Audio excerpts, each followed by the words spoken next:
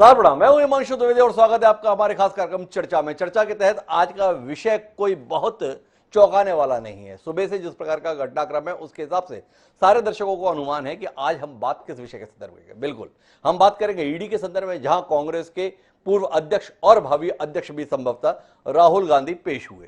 तो हमारा आज का विषय है ईडी में राहुल, हेराल्ड में गड़बड़ी या सियासत बड़ी। संदर्भ यह है कि भारतीय राष्ट्रीय कांग्रेस के पूर्व अध्यक्ष रहे राहुल गांधी और वर्तमान में कांग्रेस के अध्यक्ष सोनिया गांधी के संदर्भ में प्रवर्तन निदेशालय ने सम्मन भेजा और ये चाहा कि कांग्रेस का एक अखबार हुआ करता था नेशनल हेराल्ड, उसकी एक कंपनी होती थी एजेएल के शेयर को सोनिया गांधी और राहुल गांधी के बहुसंख्यक शेयरों के स्वामित्व वाली कंपनी को हस्तांतरित किया गया और इस मामले को लेकर प्रवर्तन निदेशालय को लगता है कि बहुत बड़ी वित्तीय गड़बड़ी की गई। दूसरी तरफ कांग्रेस पार्टी है जो ये बताती है कि नेशनल हेराल्ड इस देश की धरोहर है, केवल कांग्रेस के संदर्भ में नहीं बल्कि इस देश के संदर्भ में। आज़ादी से पहले नेशनल हेराल्ड ने एक बड़ी भूमिका निभाई थी, जिसकी स्थापना पंडित जवाहरलाल नेहरू के द्वारा की गई थी। बाद में ये कांग्रेस के मुखपत्र के तौर पर पहचाना गया, लेकिन समय गुजरने के साथ नेशनल हेराल्ड अपनी चमक कायम नहीं रख पाया। 3 अखबार निकलते थे। नेशनल हेराल्ड अंग्रेजी में निकलता था, इसके अलावा नवजीवन और दूसरा कौमी आवाज, इस प्रकार से 3 अखबार निकाला करते थे। 3 अखबार बाद में शायद फाइलों में ही रह गए, लोगों के बीच में नहीं दिखे, लेकिन कर्जे बढ़ते गए। कुल मिलाकर अखबार अपनी चमक अपनी धार खोता गया और आखिरी में समाप्ति हो गया। कांग्रेस पार्टी के द्वारा इस अखबार को बनाए रखने के लिए भरसक कोशिश की गई। किश्तों में तकरीबन 10 साल के भीतर इस अखबार के लिए 90 करोड़ की राशि लोन के स्वरूप प्रदान की गई। जब अखबार इसको चुका पाने में कामयाब नहीं होता दिखा तो उसके बाद एक कंपनी बनाई गई जिसका नाम यंग इंडिया लिमिटेड है, जिसके 76% शेयर राहुल गांधी और सोनिया गांधी के पास रहे और बाकी शेयर कुछ अन्य कांग्रेस नेताओं के पास गए। सुब्रमण्यम स्वामी, जो ऐसे मामलों के संदर्भ में हमेशा सनसनी फैलाते हैं, इस मामले को लेकर अदालत गए और उनके द्वारा की गई शिकायत के आधार पर ईडी ने केस दर्ज कर लिया। ईडी ने 2014 में इस मामले में केस दर्ज किया। कांग्रेस का दावा है कि 2 साल बाद ही इस मामले में कुछ न निकलने पर फाइल बंद कर दी गई, पर 2018 में कांग्रेस ने जब 3 राज्यों में चमत्कारिक जीत हासिल की, राहुल गांधी एक नई संभावना बनकर उभरे तो इस फाइल को दोबारा खोल दिया और कुल जमा 8 साल बाद अचानक ईडी को ऐसा लगा कि इस मामले में सोनिया गांधी और राहुल गांधी से पूछताछ बहुत जरूरी है। उन्हें सम्मन दिया गया है। कांग्रेस पार्टी का मानना है कि ये कुछ नहीं, विपक्ष के नेताओं को परेशान करने की कोशिश है। गांधी परिवार को निशाने पर लेने के लिए केंद्र सरकार हमेशा प्रयत्नशील रहती है और इसके लिए केंद्रीय एजेंसियों को औजार बनाती है। आईटी, सीबीआई के अलावा आजकल एक नया और धारदार हथियार ईडी के रूप में है।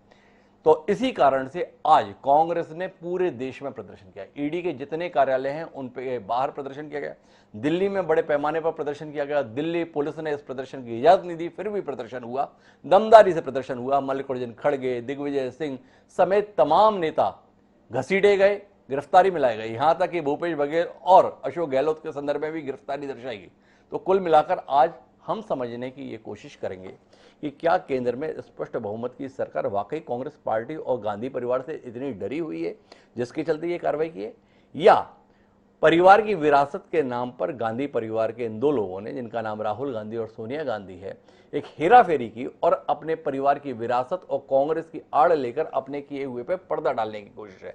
हमारे साथ इस चर्चा का हिस्सा बनने के लिए 4 खास मेहमान जुड़ रहे हैं, जिससे हम इस संवेदनशील विषय पर कुछ तार्किक बात करने की कोशिश करेंगे। लेकिन इस सिलसिले को शुरू करें उससे पहले समय है आज के विचार सूत्र का। हमारा आज का विचार सूत्र हमारा खुद का खोजा हुआ नहीं है। गांधी परिवार ने संदर्भ में आए इस संकट को लेकर कांग्रेस ने तमाम प्रकार के कोट सोशल मीडिया पर वायरल किए। उसमें से एक महात्मा गांधी का कोट हमें मिला, वही हम आज के विचार सूत्र के तौर पर साझा कर रहे हैं। उसमें महात्मा गांधी के हवाले से यह कहा गया कि आप मुझे जंजीरों में जकड़ सकते हैं, यातना दे सकते हैं, यहां तक कि आप इस शरीर को नष्ट कर सकते हैं, लेकिन आप कभी मेरे विचारों को कैद नहीं कर सकते। महात्मा गांधी ने जो ये कहा था उसे राहुल गांधी आज अपने आचार विचार से प्रस्तुत करने की चेष्टा कर रहे हैं। पार्टी बताने की कोशिश कर रही है कि राहुल गांधी एक व्यक्ति नहीं विचार है, और राहुल गांधी चूंकि स्पष्ट तौर पर केंद्र सरकार की नीतियों की खिलाफत करते हैं, इस कारण से मोदी जी को और भारतीय जनता पार्टी को राहुल गांधी बर्दाश्त नहीं होते हैं। इसलिए उनको घेरने के लिए पीठ पर वार करने की कोशिश है। ईडी के संदर्भ में पूरी कार्रवाई इसी रूप में है। एक नॉन प्रॉफिट कंपनी के संदर्भ में इस प्रकार के आक्षेप अपने आप में हैरत पैदा करते हैं। ऐसा कांग्रेस के तमाम दिग्गज नेता जो वकील भी हैं वो हमें बता रहे हैं, लेकिन वो हमें ये नहीं बता पाते हैं कि अगर मामला इतना ही सरल है तो अदालत से राहत क्यों नहीं मिलती है। लोग सवाल ये भी कर रहे हैं कि अगर मामला इतना सरल है तो अदालत के रास्ते से राहत पाने के स्थान पर सड़क पर प्रदर्शन के माध्यम से कांग्रेस साबित क्या करना चाहती है। तो इन्हीं सवालों को लेकर रुख करते हैं। हमारे साथ चार खास मेहमान हैं। हमारे साथ अनिल भारद्वाज जी हैं, दिल्ली कांग्रेस का बड़ा चेहरा है, चेयरमैन है कांग्रेस संचार विभाग दिल्ली के, संसदीय सचिव रहे हैं, दिल्ली सरकार में एनएसयूआई के प्रदेश अध्यक्ष रह चुके हैं, तमाम जिम्मेदार पदों पर उनकी भूमिका रही है, मुखर आवाज है। हमारे साथ भारतीय जनता पार्टी के कटाक्ष प्रेमी डॉक्टर हितेश वाजपेयी, प्रवक्ता, वह भी साथ में है। अपनी बात को एक घुमावदार तरीके से कहने की उनकी शैली अद्भुत है। देखें आज इस विषय पर वो क्या कुछ हमारे बीच में साझा करते हैं। हमारे साथ राजकुमार सिंह जी हैं, वरिष्ठ पत्रकार है, सीधी सच्ची बात करने के आदी हैं, और इनके बीच में कानूनी राय देने के लिए एपी सिंह जी, वरिष्ठ अधिवक्ता सुप्रीम कोर्ट, वो भी हमारे साथ में। आप सभी का स्वागत है। चर्चा की शुरुआत करें उससे पहले आरोप प्रत्यारोप को लेकर कांग्रेस और भाजपा के दो वरिष्ठ नेताओं के बयानों को आपके बीच में साझा करते हैं। एक तरफ रणदीप सुरजेवाला है, दूसरी तरफ स्मृति ईरानी है। एक बार उनकी बात को सुनते हैं और सीधे अनिल भारद्वाज जी के पास रुख करते हैं। और आपका इलेक्शन मैनेजमेंट डिपार्टमेंट अच्छी तरह से जानते हैं कि नेशनल हेराल्ड और यंग इंडियन की एक खोटी चवन्नी भी न कांग्रेस पार्टी ने, न हमारी अध्यक्षा श्रीमती सोनिया गांधी ने, न हमारे नेता श्री राहुल गांधी ने, कांग्रेस के किसी नेता या कार्यकर्ता ने आज तक नहीं ली, और न ही नॉट फॉर प्रॉफिट कंपनी से आप तनख्वाह, डिविडेंड या किसी प्रकार की राशि ले सकते। यहां तक कि आप तो नॉट फॉर प्रॉफिट कंपनी का शेयर भी नहीं बेच सकते, चाहे तो भी। वो केवल और केवल दूसरी नॉट फॉर प्रॉफिट कंपनी को ही दिया जा सकता है। इसलिए national Herald, young India, associated journals limited, आजादी के संग्राम का ये अखबार, ये कांग्रेस नहीं, ये देश की धरोहर है, ये इस देश की विरासत है। जो जेल से बेल पर हैं, उन्होंने घोषणा की है कि आओ दिल्ली को घेरो, क्योंकि हमारा भ्रष्टाचार पकड़ा गया है। एक इन्वेस्टिगेटिंग एजेंसी पर दबाव डालने के लिए कांग्रेस शासित राज्यों के वरिष्ठ नेताओं को विशेष आमंत्रित किया गया है। इन्वेस्टिगेटिव एजेंसी के ऊपर दबाव डालना खुलेआम कांग्रेस की इस रणनीति को आप क्या नाम देंगे? भ्रष्टाचार के किन मुद्दों पर राहुल गांधी को तलब किया गया है, उन पर थोड़ा विचार करें। तो अनिल भारद्वाज जी, भ्रष्टाचार के मामले पर तलब किया गया और कांग्रेस समर्थन में कूद पड़ी, क्या माना जाए, अपने नेता के समर्थन में या भ्रष्टाचार के समर्थन में? ये भाजपा के सवाल है, क्या कहेंगे आप? वेदी जी, ऐसा है, सवाल ये है कि जब स्मृति ईरानी जी कह रही थी कि एजेंसीज पे दबाव डालने की कोशिश, मैं समझता हूं कि जो इतनी बड़ी इन्वेस्टिगेशन एजेंसीज हैं, सीबीआई हो, ईडी हो, इस तरह की जो सेंट्रल की एजेंसी हैं, उन पे अगर कार्यकर्ताओं की भावना में नेता के साथ जाने से दबाव पड़ता है तो ये तो कहीं ना कहीं मैं समझता हूं कि सही नहीं है। उन पे अगर कोई दबाव है तो वो सरकार का दबाव है। वो सरकार ये कोशिश कर रही है कि अपना दबाव बनाकर, जिस तरह से जो तस्वीर सामने है श्री राहुल गांधी जी के लिए या श्रीमती सोनिया गांधी जी के लिए, कि जो एसोसिएट जर्नल जो कंपनी है जिसने आजादी से पहले 1937 में जिसकी शुरुआत आपने भी बताया कि नेहरू जी और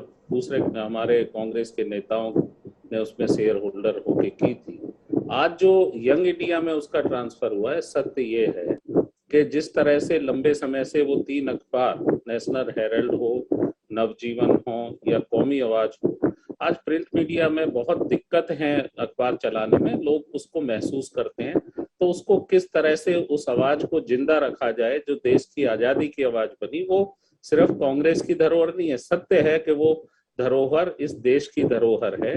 हम उसको, पार्टी उसको जिंदा रखना चाहती थी, उसके लिए यंग इंडिया में उसको ट्रांसफर किया गया, एक नई कंपनी जिसके अंदर जो शेयर होल्डिंग की बात है वहां बहुत क्लियर है, नो प्रॉफिट का, किसी भी तरह का अनिल प्रॉफिट जी, ना। ये गोल गोल बातों में कुछ रखा नहीं।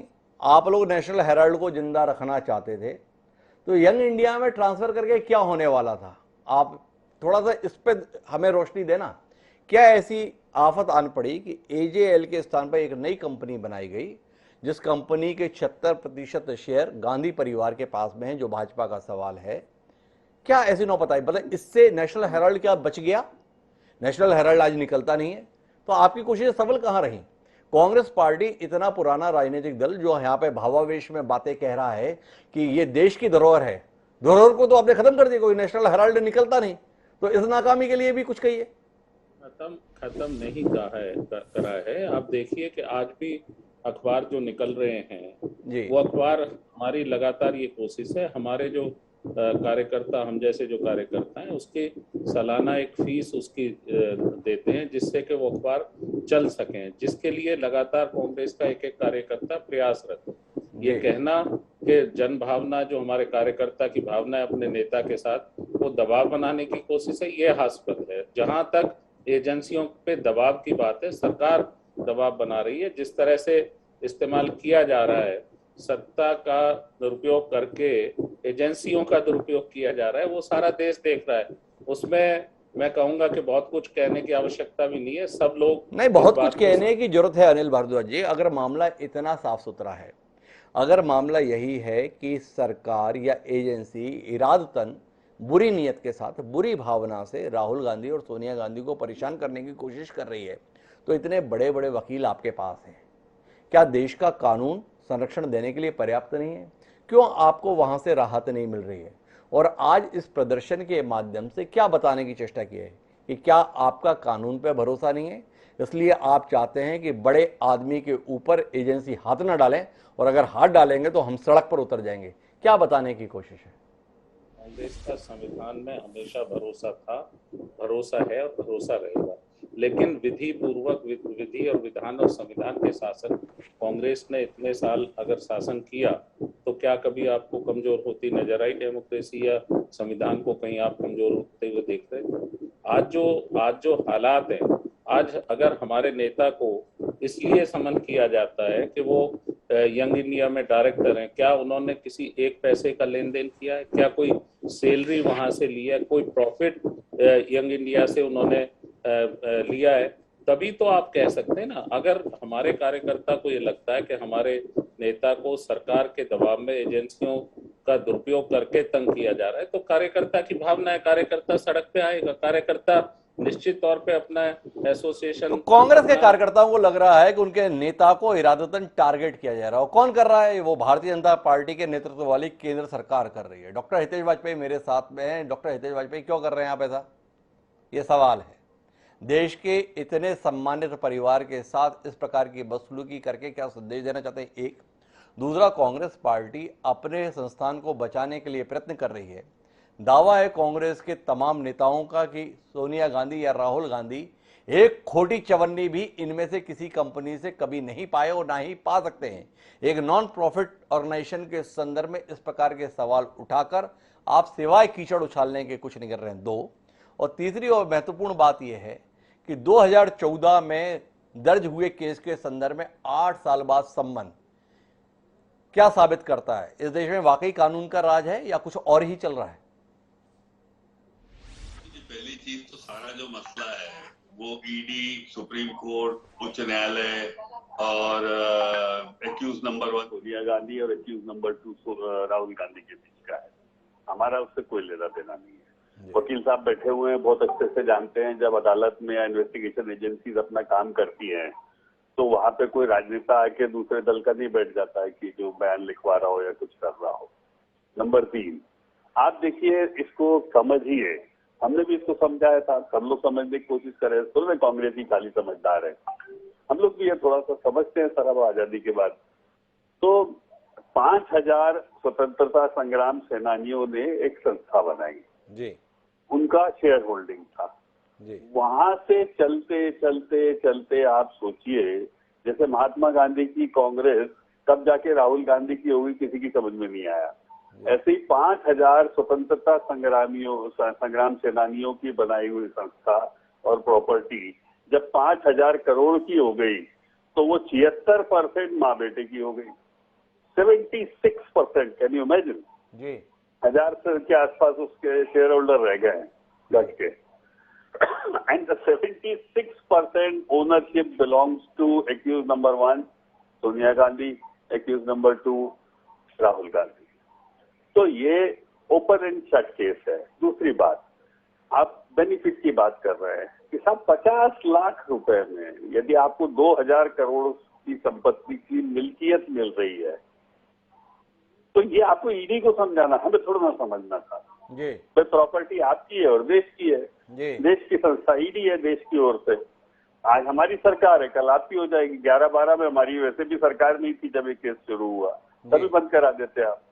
खैर, ये आपको उनको समझाना है। नहीं, ये बिल्कुल उनको नहीं समझाना, आपको ही डॉक्टर हितेश वाजपेयी समझाना है। ये 2011-12 में शिकायत की थी सुब्रमण्यम स्वामी जी ने, पर 2014 में जब कांग्रेस की सरकार बदल जाती है उसी के बाद ईडी उस शिकायत के आधार पर प्रकरण दर्ज करती है। तो इसलिए आप इतना अपने दामन को साफ मत बताइए, हमारा कोई रोल नहीं है।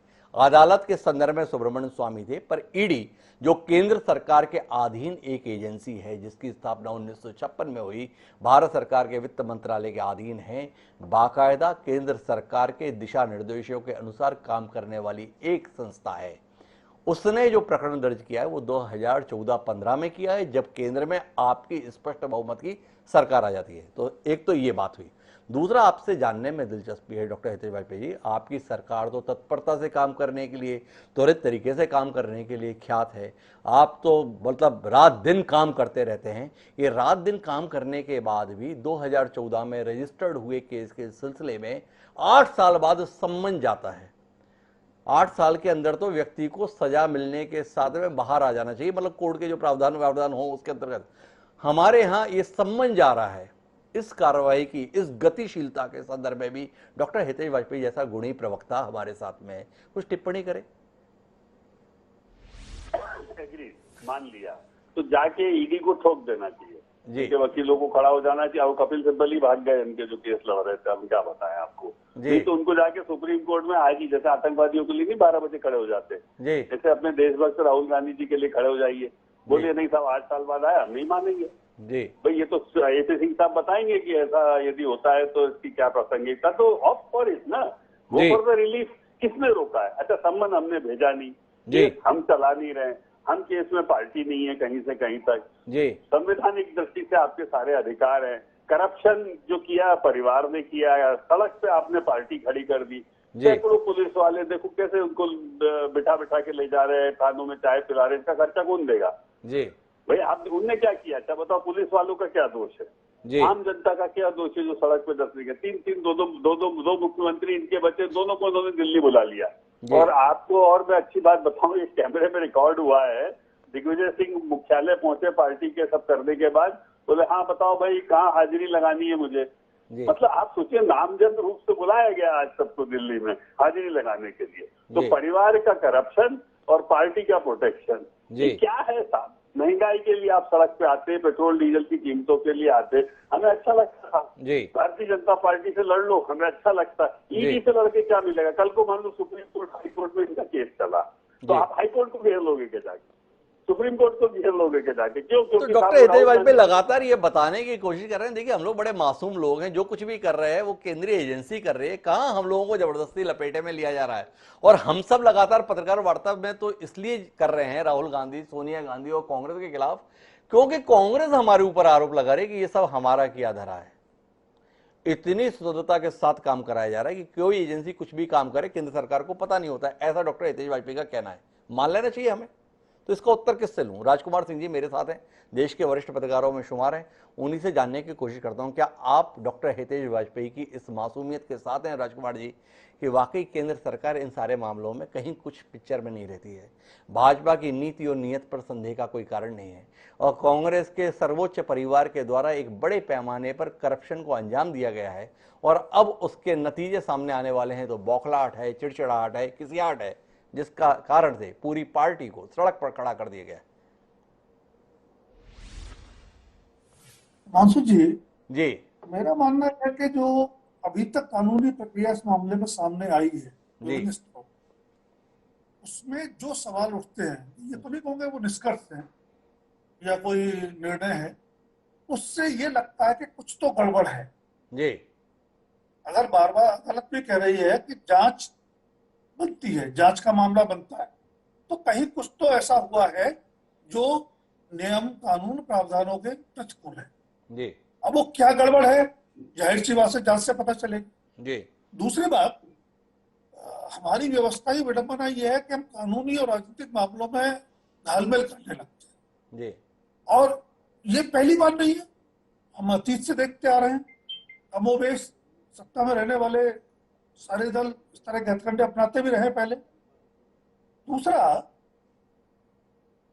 कानूनी लड़ाई, मेरा अभी भी मानना है, तमाम आरोप प्रत्यारोप संदेह सवालों के बावजूद, कानूनी लड़ाई कानूनी प्रक्रिया से कानून के मंचों पर लड़ी जानी चाहिए। वो राजनीतिक लड़ाई अलग है।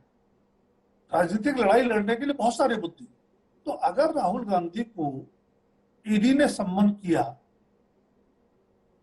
इस मामले में, तो मुझे ये नहीं लगता कि उस पर कांग्रेस को कोई जन आंदोलन करने की पेशी वाले दिन जरूरत थी। नहीं, मेरा सवाल है राजकुमार जी, अगर कांग्रेस ये बता रही है कि ये कानूनी मसला नहीं बल्कि राजनीतिक दुराग्रह का मसला है, गांधी परिवार को साजिश के तहत केंद्र सरकार की एजेंसियों के द्वारा परेशान किया जा रहा है और ये कांग्रेस के कार्यकर्ताओं को नाकाबिले बर्दाश्त है, और अपनी उस नाराजगी को, अपने उस असंतोष को, अपने उस विरोध को कांग्रेस ने अपने कार्यकर्ताओं के माध्यम से देश भर में व्यक्त किया, तो आपसे सवाल यह है बतौर पत्रकार, क्या कांग्रेस पार्टी का यह प्रदर्शन देश में यह संदेश दे पाने में कामयाब रहा कि राहुल गांधी और सोनिया गांधी के साथ केंद्र सरकार साजिश कर रही है? कमोबेश वैसी साजिश अगर इतिहास के पन्नों को पलटकर देखें तो 1977 में जब जनता पार्टी की सरकार अस्तित्व में आई थी तो इंदिरा गांधी के संदर्भ में भी ऐसी कार्रवाइयां थी और जनता में संदेश यह गया था कि यह दुराग्रह की सरकार है, यह द्वेषपूर्ण भावना से काम कर रही है। क्या आज का प्रदर्शन और ये पूरा घटनाक्रम देश में यह वातावरण बना पाने में कामयाब है कि राहुल गांधी और सोनिया गांधी इनोसेंट हैं, मासूम हैं, निर्दोष हैं और केंद्र सरकार इनको निशाने पर ले रही है? ये सवाल है। देखिए, जहां तक सरकार की कार्रवाइयों को लेकर सवाल है, पहले भी उठते रहे, और कहीं ना कहीं कांग्रेस से इतर जो बाकी विपक्षी दल हैं उनके नेताओं के खिलाफ जब जो कार्रवाई हुई उन्होंने वो सवाल उठाए। लेकिन मेरा सिर्फ कहना यह है कि चाहे विपक्ष के सवाल हों चाहे सत्ता पक्ष के आरोप, उनके बीच सच क्या है वो तो कानूनी प्रक्रिया से अदालत में तय होना है। और सभी लोग कहते हैं कि हम कानून पर हमारा अटूट विश्वास, तो हम कानून का रास्ता क्यों नहीं अपनाते और कानूनी मुद्दों पर राजनीतिक लड़ाई क्यों लड़ते? जैसा हम लोग बार बार कहते भी रहे हैं, इस देश में राजनीतिक मुद्दों की कमी नहीं है जिन पर कांग्रेस को बड़ा विपक्षी दल होने के नाते बार बार सड़क पर उतरना चाहिए। अगर वो उतरती तो आज के इस प्रदर्शन का जो आप कह रहे हैं शायद वो संदेश भी जाता, शायद वो संदेश जा पाता। ये राजकुमार सिंह जी का कहना है, पर अनिल भारद्वाज इसमें कोई हस्तक्षेप कर देते उनका हस्तक्षेप सुनते हैं, फिर एपी सिंह जी के पास मैं कानूनी मसले पर बात करने के लिए चलूंगा। जी भारद्वाज साहब, आप कुछ हस्तक्षेप करना चाह रहे हैं? जी, मैं देवजी जी एक बात कह रहा हूँ, देश विद्वेष की भावना या एजेंसियों को कहाँ से डायरेक्शन इशू हो रही है ये बहुत स्पष्ट है। अगर कोई नेता, राजनेता, कोई कार्यकर्ता अगर दूसरे दल में है, आज विपक्ष में है, तो एजेंसियों का उस पर सारे कार्यक्रम चलते हैं, और अगर वो भाजपा के साथ चले जाते हैं तो वो एजेंसियां शायद वहां स्थिर हो जाती हैं और वो केसेस जो हैं वो पेंडिंग फाइल में चले जाते हैं। ये देश देख रहा है। अनिल भारद्वाज जी एक तार्किक बात कह रहे हैं कि पिछले 8 साल के ट्रैक रिकॉर्ड को देखिए, लगातार जो लोग केंद्र सरकार के खिलाफ मुखर हैं, विपक्ष में नेता की भूमिका में हैं, उन्हें चुन चुनकर अलग अलग एजेंसियों के द्वारा निशाने पर लिया जा रहा है और वो एक लंबी फेहरिस्त है। कई मंत्री अभी जेल के अंदर पड़े हुए हैं जो विपक्षी दलों से ताल्लुक रखते हैं। तो इस हवाले से अनिल भारद्वाज का ये तर्क है। लेकिन मैं एपी सिंह साहब आपके पास आना चाहता हूं और इस कानूनी विसंगति के संदर्भ में बात करना चाहता हूं। एक प्रकरण दर्ज 2014 में होता है, समन 8 साल बाद। क्या ये द्वेषपूर्ण कार्रवाई का उदाहरण है या कानूनी तौर पर इतना समय जांच एजेंसियों को लगता ही है? कोई हाय तौबा मचाने की जरूरत नहीं है, हमारी गति ही ऐसी है, हम इतना पारदर्शिता के साथ उतना ठहर ठहर के काम करते हैं कि 8 साल के 18 साल भी हो जाए, क्या फर्क पड़ता है? नहीं, आपका सवाल जायज है और ये सवाल आपका, क्योंकि आप एक ऐसे बौद्धिक पत्रकार हैं जी, जो कि पूरे देश में, उत्तर भारत में खासकर जहां आपका चैनल देखा जाता है ज्यादा, वहां मैसेज पहुंचता है। आपके सवाल लाखों लोगों के सवाल हैं जी। आप लाखों लोगों की आवाज की तरह बात कर रहे हैं। सवाल बहुत वाजिब है और बात बिल्कुल सही है। 8 साल क्यों लगे? 8 साल लगे तो फिर आम आदमी के केस में क्यों नहीं लगे? राहुल गांधी के केस में, सोनिया गांधी के केस में क्यों लगे? कंप्लेनेंट जब है, कंप्लेनेंट सुब्रमण्य स्वामी है, 2012 में कंप्लेंट देते हैं, 2014 में रजिस्टर्ड होता है जब सरकार बदलती है।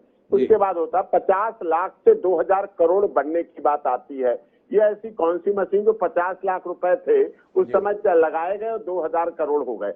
ये बहुत बड़ा विषय है और निश्चित तौर पर हमें पहली बात ये समझना चाहिए, जब ये केस हुआ, जब केस चालू हुआ, उसके बाद कोर्ट ने संज्ञान लिया, ऑनरेबल कोर्ट ने संज्ञान लिया, ऑनरेबल कोर्ट तक बात पहुंचेगी। अभी जांच एजेंसियां काम कर रही हैं, जांच एजेंसियां ईडी हैं, जांच एजेंसियों पर सदैव से सत्ता के दुरुपयोग का आरोप लगता रहा था, लगता रहा है, लगता रहेगा। इसको ना डॉक्टर हितेश वाजपेयी जी मना कर पाएंगे, न कांग्रेस के प्रवक्ता अनिल भारद्वाज जी मना कर पाएंगे। ये राजकाज है, राजा के द्वारा अपने हिसाब से सत्ता चलाने का उनको अधिकार होता है। कहाँ गलत है? कुछ विसंगतियां होती हैं, कुछ इसमें दुर्भावनाएं भी आती हैं, लेकिन बात यहाँ पर यह है, आज उन्होंने, अच्छी बात ये रही कांग्रेस के लिए, राहुल गांधी को जो समय दिया गया वो पेश हुए, एक अच्छे नागरिक की तरह पेश हुए, ये अच्छी बात रही जी। सोनिया गांधी को कोरोना हुआ, वो भी चलता है, कभी किसी के साथ कभी भी कोरोना तो कहीं पहुंच जाता है, उसको कहीं कुछ बुलाने की जरूरत नहीं होती, हो जाता है। अब वो आगे पेश होती हैं।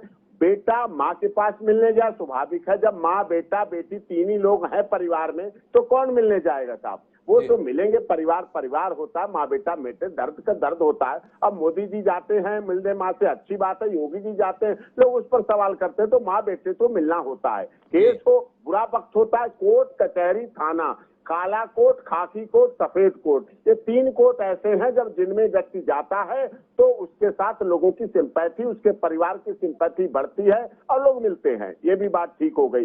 बात यहाँ डिले की, जस्टिस डिले जस्टिस डिनाइल, 8 साल लगा। इन एजेंसियों के मामलों में ऐसा अक्सर देखा जाता है कि इन्हें टाइम वर्क भी लगता है, काम का वर्कलोड भी ज्यादा है, लेकिन 8 साल कुछ ज्यादा ही लग गए। अब 7 साल से तो कांग्रेस ही सत्ता में है, 7 साल से तो बीजेपी सत्ता में है, भारतीय जनता पार्टी। तो ये काम पहले, अगर दुर्भावना की प्योर अगर दुर्भावना की बात करें, प्योर दुर्भावना नहीं है, प्योर दुर्भावना होती तो 2014 के बाद 15 में ही शुरू हो जाता काम। लेकिन जांच चल रही है, जांच एजेंसियां होनी चाहिए, कोर्ट पर भरोसा रखना चाहिए, कोर्ट पर सभी को विश्वास रखना चाहिए, कोर्ट पर राहुल गांधी को भी भरोसा होना चाहिए और सभी भाजपा को भी होना चाहिए। और ये हमाम साहब ऐसा है, हिमांशु द्विवेदी जी, आप बहुत वरिष्ठ पत्रकार हैं, प्रधान संपादक हैं, ये हमाम ऐसा है, ईडी, सीबीआई, आईटी, आज आप इनके लिए कर रहे हैं तो कल वो उनके लिए करेंगे। सत्ता आती है जाती है, सभी इस हमाम में सारे नंगे सभी लोग ऐसे ही हैं। एपी सिंह जी का लेकिन कहना यह है कि कानून पर भरोसा करना चाहिए, अदालत की ओर रुख करना चाहिए। लेकिन मैं अनिल भारद्वाज जी थोड़ा विषय को एक दूसरी दिशा में ले जाना चाहता हूं। कांग्रेस बार बार कह रही है इस प्रकरण के संदर्भ में कि इरादतन विपक्ष के नेताओं को टारगेट करके इन एजेंसियों का इस्तेमाल किया जा रहा है। मोदी सरकार केवल और केवल विपक्ष के नेताओं को परेशान कर रही है। आपकी पार्टी के सर्वोच्च नेता अर्थात सोनिया गांधी और राहुल गांधी को निशाने पर लिया गया है, पूरा विपक्ष खामोश है, इतने अकेले क्यों पड़ गए आप लोग? ये एक सवाल है। सुबह से शाम होने को आई है, सारे ट्वीट देख रहा हूं, ना शरद पवार कोई समर्थन में बोल रहे हैं, ना अखिलेश यादव की कोई आवाज निकल रही है, ना ममता बनर्जी कह रही है गलत हो रहा है। क्या हो गया ये? अचानक कांग्रेस इन आरोपों के संदर्भ में अलग थलग है। कई विपक्षी नेताओं ने भी तो नहीं मान लिया है कि आप लोगों ने गड़बड़ की हुई है? अलग थलग नहीं है, अपनी सोच और भावना है, उनकी अभिव्यक्ति वो करेंगे। मैं उनके संदर्भ में ये नहीं कह सकता कि इस विषय पे उन्हें तुरंत कोई अपनी भावना अभिव्यक्त करनी चाहिए थी। सवाल ये है कि आपने कहा कि द्वेष और विद्वेष या बदले की भावना, विच हंटिंग जिसे हम कह सकते हैं, कि जी, ये आप एक ट्रेंड देखिए 7-8 साल का, कि जब कोई टीएमसी का भी हम उसमें देख सकते हैं, हम एनसीपी का भी उदाहरण उसमें देख सकते हैं, कांग्रेस के भी देख सकते हैं। हमारे साथ अगर कोई एसोसिएट था लीडर, उस पे किन्होंने आरोप लगाए, भाजपा ने आरोप लगाए, उनको डाला कि साहब इन पे ये भ्रष्टाचार के आरोप हैं, और जैसे ही वो यहाँ से क्विट करके अगर वो ज्वाइन कर लेते हैं भाजपा, तो वो कौन सी मशीन है जिसमें उनका जो सारा गंद है वो साफ हो जाता है भाजपा की नजर में या एजेंसियों की नजर में, और वो पूरे पाक साफ हो जाते हैं। आप टीएमसी में तो देखिए कि पहले कितने साल इस तरह का रहा है। तो हमारा ये कहना है, हमें एजेंसियों के काम करने की कोई तकलीफ नहीं है। हम ये कहते हैं कि विधि विधान संविधान के अनुसार एजेंसियां भी अपना काम करें, लेकिन वहां जहां दबाव है, ये कहना कि कांग्रेस का कार्यकर्ता अगर सड़क पे आता है तो उससे एजेंसी पे दबाव पड़ता है, हम तो नहीं मानते। एजेंसी की विश्वसनीयता इतनी कमजोर है कि वो उससे दबाव में आ रही है। हम ये मानते हैं कि जन भावनाएं, हमारे कार्यकर्ता की भावनाएं, वो अपने नेता के साथ खड़ा हुआ है, नेता सत्य के साथ खड़े हैं, हम उनके साथ खड़े हैं, और अगर एजेंसी दबाव में है तो सरकार के दबाव में। जन भावना के तहत कार्यकर्ता कहाँ साथ में खड़े हैं? अब आपने बाकायदा आपकी पार्टी की राष्ट्रीय अध्यक्ष को सम्मन दिया गया है, पूर्व अध्यक्ष को सम्मन दिया गया है, आपने सबको दिशा निर्देश दिया है कि भाई सारे सांसद दिल्ली पहुंचो, आगे प्रदर्शन में शामिल होना है। तो ये जन भावना स्वस्फूर्त का रहा। पार्टी ने एक विधिवत कार्यक्रम दिया, और कार्यक्रम ये दिया कि सारे प्रदेश कार्यालयों में के मुख्यालय, जहां पर ईडी का कार्यालय है, और दिल्ली में आकर प्रदर्शन करना है। ये स्वस्फूर्त नहीं, ये पार्टी का कॉल है, आह्वान है। पार्टी को इस बात को लेकर बहुत शिकायत है कि हमारी पार्टी के नेता को, सोनिया गांधी और राहुल गांधी को आप तलब करेंगे, आपकी इतनी हिम्मत।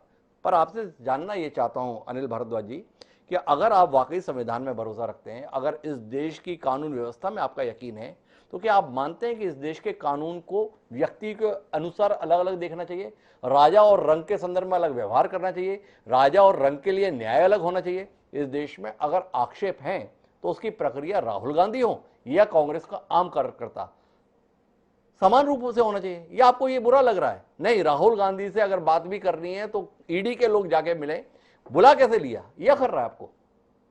नहीं, कांग्रेस पार्टी या किसी कार्यकर्ता ने ये नहीं कहा कि हमें ये बुरा लग रहा है कि क्यों बात कर रहे हैं। हमने ये कहा है कि इसमें आजादी को बरकरार रखने के लिए लड़े हो।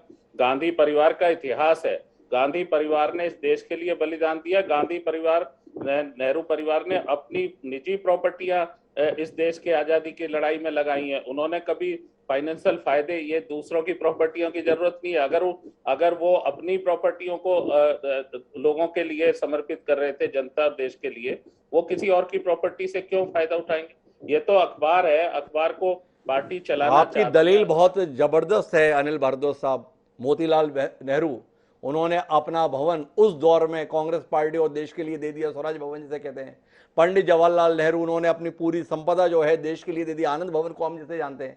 लेकिन यहाँ पर पंडित मोतीलाल नेहरू, पंडित जवाहरलाल नेहरू, इंदिरा गांधी के संदर्भ में सवाल नहीं हो रहा कि वो क्या कुछ करके चले गए खराब।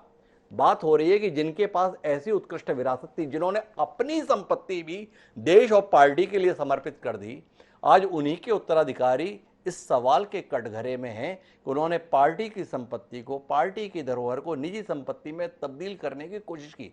बहुत गंभीर किस्म का आक्षेप है। आपसे कुछ तार्किक उत्तर की अपेक्षा हमारी है अनिल जी। देखिए, मैंने कहा कि जो रास्ता उस परिवार का रहा है जी, उसका आपने और अच्छे से विश्लेषण किया। आपने भी उसमें अपनी बात जोड़ी, मैं आपका धन्यवादी हूँ। निश्चित तौर पे वो लोग कभी भी इस तरह का कोई एक्ट नहीं कर सकते। हमारा ये मानना है, कांग्रेस पार्टी का हर कार्यकर्ता ये महसूस करता है कि नेशनल हेराल्ड को चलाने के लिए, उसको लाने के लिए कांग्रेस पार्टी के लीडरशिप ने ये तय किया कि उसको किस तरह आज हम उसको नए फ्लेवर के साथ हम जिंदा रख सकते हैं उन अखबारों को। इसको स्ट्रेंथन करने के लिए कांग्रेस पार्टी ने काम किया, उसकी लीडरशिप ने काम किया। तो अनिल भारद्वाज जी, हमें दो बातें बता रहे हैं कि एक तो गांधी परिवार के देश के संदर्भ में योगदान को देखिए, इस परिवार का इतिहास क्या रहा है, इस परिवार ने देश के लिए क्या कुछ समर्पित नहीं किया है। तो उस परिवार के उत्तराधिकारियों के संदर्भ में ऐसी ओछी किस्म की आक्षेपों की कोशिश भारतीय जनता पार्टी कर रही है ये अक्षम्य अपराध है। डॉक्टर हितेश वाजपेयी मेरे साथ में हैं।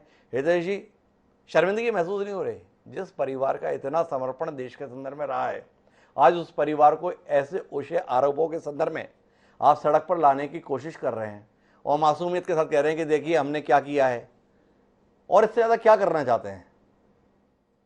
देखिए हिमांशु जी, देश बड़ा या परिवार जी परिवार तो सुभाष चंद्र बोस का भी रहा है साहब, परिवार तो बाल गंगाधर तिलक का भी रहा है, जी सभी का रहा है, तो उनको तो छोड़ दो क्योंकि साहब कांग्रेस के लिए वो महत्वपूर्ण नहीं है।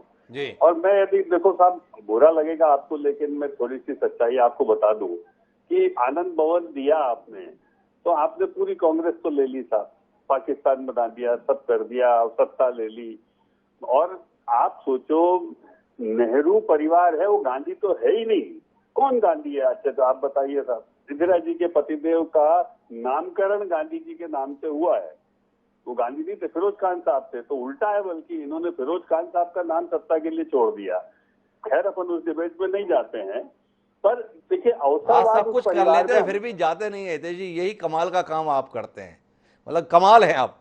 महात्मा गांधी के प्रति आपका समर्पण है, उनके प्रति सम्मान है, और महात्मा गांधी ने किसी व्यक्ति को इतना योग्य, इतना सक्षम, इतना पात्र पाया कि उन्हें अपना उपनाम दे दिया, तो वो आपको सराहनीय नहीं लगता है? आपको ये कहने में बहुत संतोष मिल रहा है कि उनका नाम फिरोज खान था, हालांकि उनका नाम फिरोज खान भी नहीं था। यह भी एक ऐतिहासिक तथ्य है। एक पारसी व्यक्ति को मुसलमान बनाने की कोशिश आप जिस तरीके से करते हैं, यह भी एक अक्षम्य अपराधी है मेरे विचार से। लेकिन फिर भी आपसे जो सवाल है वो वर्तमान संदर्भ में है।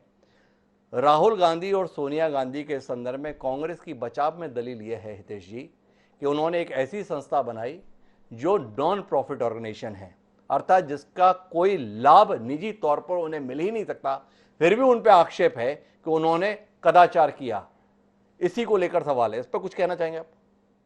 नहीं, मैं तो बोल दूंगा हिमांशु जी, आपने रोक दिया, मैं हालांकि उसमें नहीं जाना चाहता। भारद्वाज जी चले गए जबरदस्ती, हमको कहानी किससे सुनाने लगे जी। तो हमें ऐसा दो तीन हम भी बता दें, मैं क्षमा चाहता हूँ, वापस आ जाता हूँ मैं जी। क्योंकि देश अब समझदार हो गया है। अब वो केवल रोमिला थापर नहीं पढ़ता है, बहुत कुछ पढ़ता है जी। तो अब देखिए, हम आज के दौर में यदि आ जाएं तो मैं सभी पैनलिस्ट की, क्यों अपन बड़ी बड़ी गोल गोल बातें करें?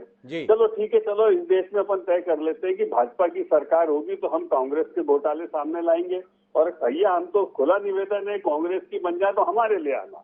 इस बहाने देश की संपत्ति तो बचेगी साहब, नहीं तो ये राजनीति की वजह से साहब पूरा देश खा डाला। 5,000 लोगों ने अपने घर की पूंजी लगा के कड़े और अंगूठियां उतार कर साहब नेशनल हेराल्ड की स्वतंत्रता संग्राम सेनानी ने स्थापना करी जी। और ये माँ बेटे दोनों खाए ले रहे हैं साहब। 76% भागीदारी था, 76%। 5,000 लोगों ने कैसे इकट्ठा किया होगा, कभी आप सोचिए साहब। तो ये भावना कहाँ से कहाँ आ गई? ये सबके सामने क्यों साहब आप बड़ी बड़ी बातें करते हो? दूसरी बात, मैं सिंह साहब से बहुत ज्यादा सहमत हूँ। सिंह साहब ने बड़े मार्मिक तरीके से पारिवारिक परिदृश्य प्रस्तुत किया, बेटा माँ बढ़ती है, बेटे को ये है, बहू को ये है, दामाद को ये है, फलाना, अच्छी बात है। पर साहब सड़क पे तो परिवार नहीं था सिंह साहब, ये सड़क पे क्या किया है? तो ये जो होता है ना, ये इससे आपकी भावनाओं को सर ये लोग अनादर कर रहे हैं। मतलब आपने बहुत अच्छे से रखा, मतलब मैं भाव यह हो गया 2 मिनट के लिए, मुझे लगा मुझे भी आना चाहिए था फैमिली के साथ जी। लेकिन मैंने जब ये देखा ना सर, दो मुख्यमंत्रियों को बुला लिया, दिग्विजय सिंह बोल रहे हैं कहाँ हाजिरी लगाने में आ गया हूँ जी, तो ये सब नहीं करना चाहिए। तो आप क्या मानते हैं, समर्पित कार्यकर्ता केवल भारतीय जनता पार्टी के ही अधिकार क्षेत्र का विषय है? कांग्रेस को समर्पित कार्यकर्ताओं को रखने का कोई अधिकार नहीं है? अगर दिग्विजय सिंह आज इतनी वरिष्ठता के बाद भी हस्ताक्षर करने के लिए तत्पर हैं, तो हितेश वाजपेयी जी परेशान क्यों हैं? भाई उनके समर्पण को सराहिए हितेश जी। मुख्यमंत्री नरेंद्र मोदी जी 9 घंटे एसआईटी के सामने बैठे, भारतीय जनता पार्टी तो सड़क पर नहीं आई थी साहब, हमने उसको फेस किया। आपने आज के वर्तमान गृह मंत्री जी पर गंभीर आरोप लगाए, उनने उसको फेस किया, सबसे गुजरे, हमने कोई आंदोलन तो नहीं किया साहब। तो जब लीगल प्रोसीडिंग में सिंह साहब का बहुत बड़ा था, वहां पर बड़े बड़े बलात्कारी छूट जाते हैं, हत्यारे छूट जाते हैं, तो राहुल गांधी तो छूट ही जाएंगे, क्या चिंता कर रहे हो भाई? 8 साल हो। अच्छा दूसरी बात, भाई 2012 में रजिस्टर हुआ, ये कोई समझाने की जरूरत है कि वो अपनी सरकार में अपने ऊपर केस चलवाते? इसका तो सीधा राजतंत्र नहीं है भैया। माफ कीजिएगा, फिर तथ्यों के साथ में खिलवाड़ कर देते हैं हितेश भाई बड़ी चतुराई के साथ। बोले 2012 में केस रजिस्टर्ड हुआ, 2012 में सरकार की किसी एजेंसी के द्वारा केस रजिस्टर्ड नहीं हुआ। इस देश के न्यायालय सरकार के अनुसार संचालित नहीं होते हैं। सुब्रमण्यम स्वामी के द्वारा जो शिकायत दर्ज की गई थी वो किसी केंद्रीय एजेंसी के सामने नहीं बल्कि सीधे अदालत में दाखिल की गई थी, और अदालत में दाखिल गई शिकायत को सरकार बदलने के बाद ईडी के द्वारा संज्ञान में लिया गया और केस रजिस्टर्ड किया गया।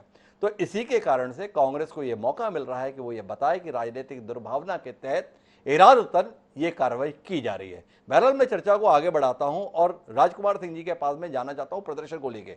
मूल मुद्दा यह है कि यह राजनीतिक दुराग्रह का विषय है या आर्थिक कदाचार का विषय है, उससे भी ज्यादा महत्वपूर्ण यह है कि आज इस प्रदर्शन के माध्यम से क्या कांग्रेस कुछ पा सकी, क्या कांग्रेस को कुछ हासिल हुआ, जनता के स्तर पर, संगठन के स्तर पर, पार्टी के स्तर पर, विषय के स्तर पर क्या कुछ कांग्रेस इतनी मशक्कत के बाद पा सकी। बतौर पत्रकार राजकुमार सिंह जी, इस संदर्भ में आपका आकलन चाहिए। देश भर में प्रदर्शन किया है आज कांग्रेस ने, दिल्ली में प्रदर्शन किया है, केसी वेणुगोपाल जैसे वरिष्ठ राजनेता को सड़कों पर घसीटा गया है, ये दृश्य देश ने देखा है। क्या इन सब के माध्यम से जनता के मन में कांग्रेस के लिए, कांग्रेस के दोनों बड़े नेता अर्थात सोनिया गांधी और राहुल गांधी के लिए कोई सद्भावना, कोई सद्भाव पैदा हुआ होगा? इसके संदर्भ में आपका आकलन। मानसून जी इजाजत हो तो टिप्पणी छोटी छोटी मैं करना चाहता हूँ जी। अनिल भारद्वाज जी ने कहा जी कि कांग्रेस का योगदान आजादी की लड़ाई में देश के लिए, परिवार का योगदान, इससे इनकार कौन कर सकता? मुझे लगता है कोई भी नहीं राजकुमार जी, मैं आपका बहुत सम्मान है और आपकी टिप्पणी का भी बड़ा सम्मान है, पर पिछले कुछ समय से देश में यह बताने की भरसक कोशिश की गई है कि इस देश को बर्बाद करने में सबसे बड़ा योगदान देश के पहले प्रधानमंत्री पंडित जवाहरलाल नेहरू का है। इसलिए अगर ये शिकायत कांग्रेस करती है तो ये शिकायत बेजा नहीं है। पिछले कुछ समय से गांधी परिवार का सत्ता में बना रहना, उसके योगदान के संदर्भ में सवालिया निशान दुर्भावना के साथ खड़ा किया जाता है। आप इस सत्य से रूबरू हैं। पंडित जवाहरलाल नेहरू के संदर्भ में जिस सम्मान के साथ, जिस भाषा में बात की जानी चाहिए, क्या आपको महसूस नहीं होता है वो भाषा नहीं है, वो सम्मान नहीं है, वो स्थान नहीं है? ये एक ऐतिहासिक सच्चाई के संदर्भ में नकारने की कोशिश नहीं है? किसी दल के हो, किसी विचारधारा के हो, जिन लोगों का देश के लिए योगदान है उसको स्वीकार करना चाहिए, मानना चाहिए और आने वाली पीढ़ियों को बताना चाहिए। जी। दूसरी बात, जो हम लोग चर्चा कर रहे थे जी, सारे पैनलिस्ट ने कुल मिलाकर के अपने अपने शब्दों में बात वही इशारा की। जी। सवाल क्रेडिबिलिटी का है, जो क्राइसिस है क्रेडिबिलिटी का है, जी। चाहे वो जांच एजेंसी का सवाल हो, चाहे पॉलिटिकल लीडरशिप का। जी। हम बीजेपी के आरोपों पर भी सवाल उठा रहे हैं, कांग्रेस के बचाव पर भी सवाल उठा रहे हैं, जी। जांच एजेंसियों के मंशा पर और सुस्ती पर सवाल उठा रहे हैं।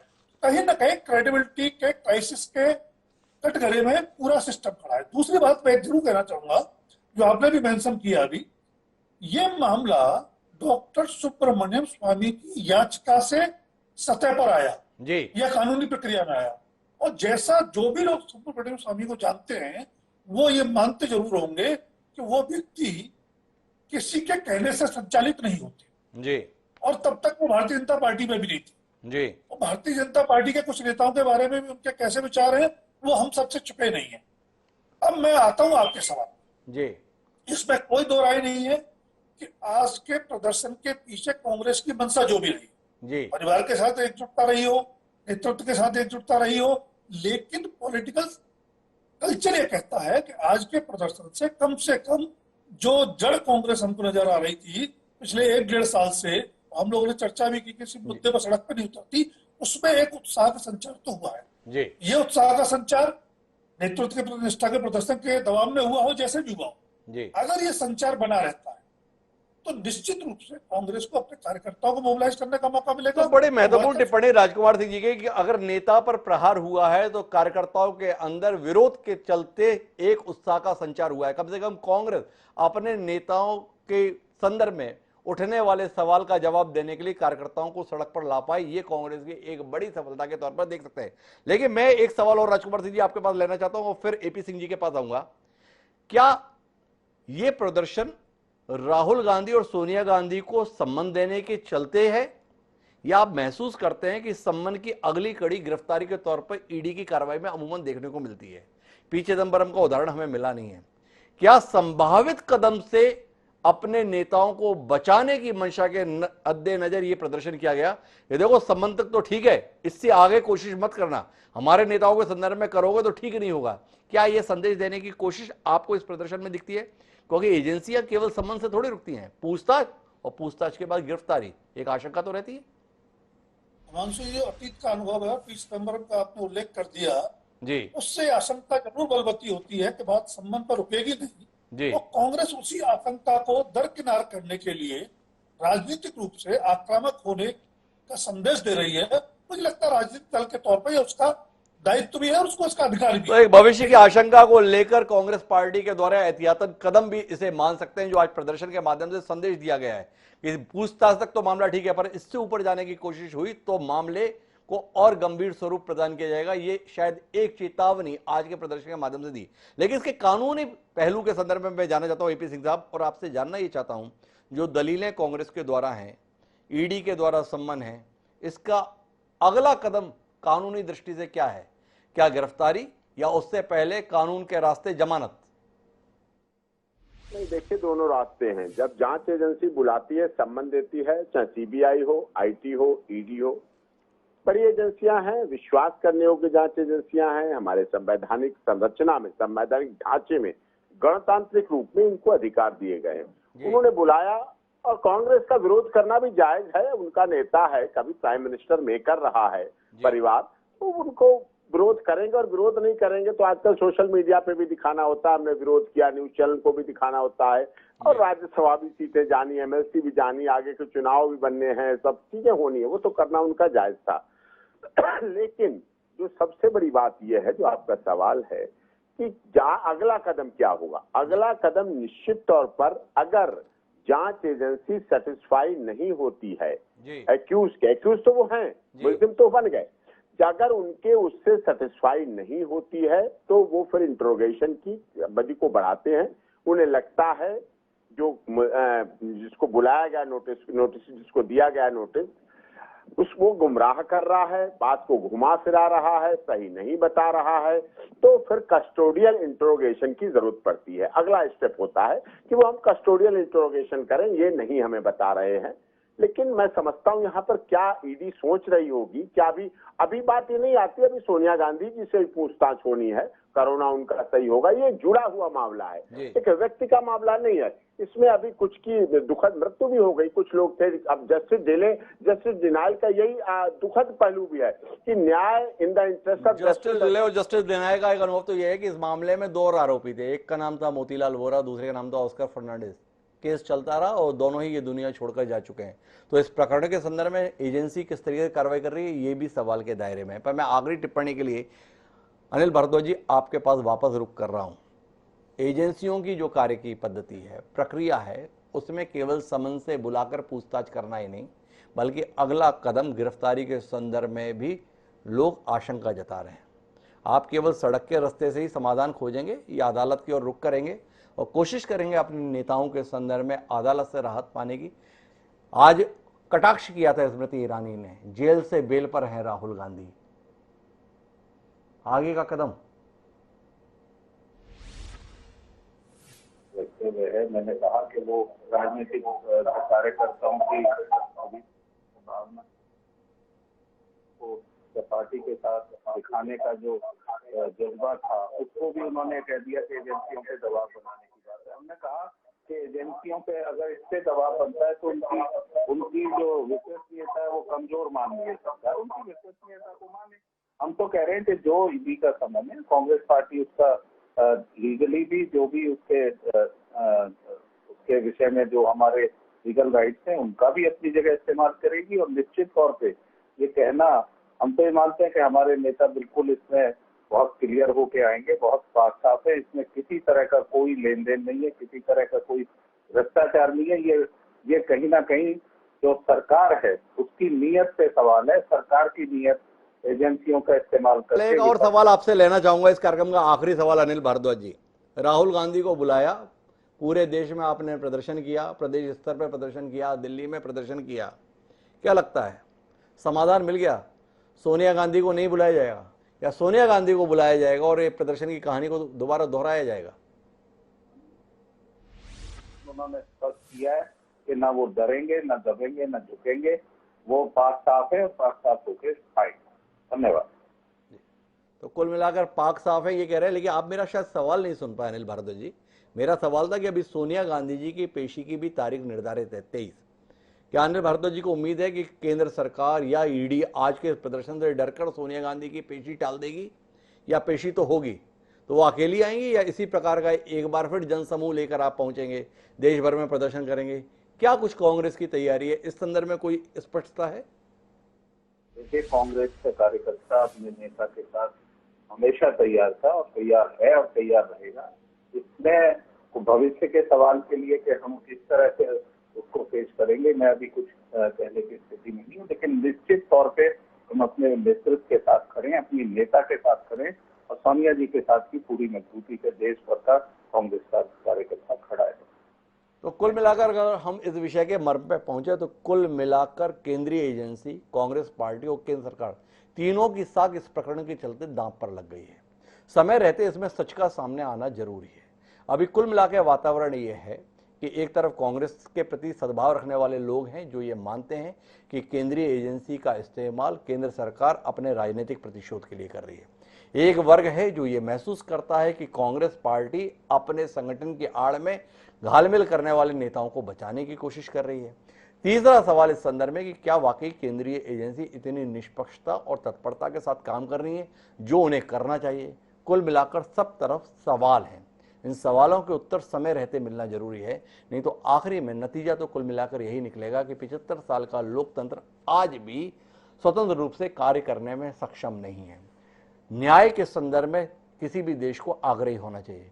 यदि चेहरों के अनुसार न्याय करने की कोशिश की जाएगी तो वह देश की प्रभुसत्ता पर सवाल ही पैदा करेगा। उम्मीद करते हैं कि इस मसले के संदर्भ में राजनीतिक समाधान नहीं बल्कि न्यायपूर्ण समाधान देखने का अवसर देश के सम्मुख आएगा। हमें उस अवसर का इंतजार रहेगा। आप चारों मेहमानों का बहुत बहुत धन्यवाद इस चर्चा का हिस्सा बनने के लिए। समय है अब आज के शेर का। गांधी परिवार, नेहरू परिवार, जिसकी इतनी प्रतिष्ठा रही है, जिसका इतना आदर रहा है, जिसका इतना सम्मान रहा है, आज उससे जुड़े हुए नेता जिस प्रकार के आरोपों के घेरे में वो बड़ा तकलीफदेह है। लेकिन इसी को समय का फेर कहते हैं। इसी संदर्भ में रहीम दास जी ने ये लिखा कि रहीमन चुप हो बैठिए देख दिनन को फेर, कि रहीमन चुप हो बैठिए देख दिनन को फेर, जब नी के दिन आइए बनत न लगिए ढेर। अर्थात जब बुरे दिन आए हों तो चुप ही बैठना चाहिए, क्योंकि जब अच्छे दिन आते हैं तब बात बनते देर नहीं लगती। रहीम दास जी ने यह कहा था। तो क्या कांग्रेस को इस संदर्भ में इंतजार करना चाहिए या कांग्रेस को अपने नेता के साथ में इसी प्रकार से खड़े रहना चाहिए? फैसला कांग्रेस को करना है। लेकिन अब हमें लेनी है इजाजत। कल फिर मिलेंगे नए विषय के साथ। तब तक के लिए साला पड़ा।